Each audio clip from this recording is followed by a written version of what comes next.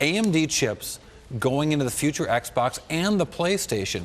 First of all, let's talk about AMD. It's a big deal for the almost permanent also-ran chipmaker. This is the big coup for AMD, and hats off to the reporters Dina, Cliff, and Ian who got this story.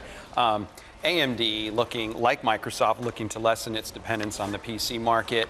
Consoles is a great market for them. Microsoft has done very well with the Xbox project, and it's done, very, very well. And AMD's not up against Intel over there. You mentioned Ian. Ian's over there doing a big dance, like a victory dance. I'm glad the viewers don't have to watch that.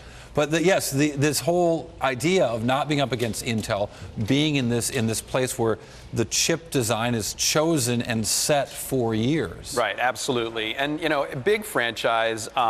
There's a lot going on with this next generation of consoles. We just heard about Sony's next PlayStation. We're hearing more and more about the Xbox. What's going on here is that these game makers, they want a platform that's going to be super easy for game developers to create more and more titles. Remember, right now the game developers are also in this interesting crossroads, right, where a lot of games are moving to handhelds. They're going to these platforms that are PC based, and so if you're a console maker, you want something that's you want to lower the barriers to all these game developers who have so many different platforms to write for right now. Right, write once, run anywhere has been the dream of every software maker in every industry. But it's interesting because on one hand, this is going to lower the costs for Activision and for Electronic Arts and the big game makers. But this also probably raises the competition because other game makers who might have had to pick and choose between platforms might be easier to write for PlayStation and for Xbox. Right, and you're seeing a lot of opportunities to play.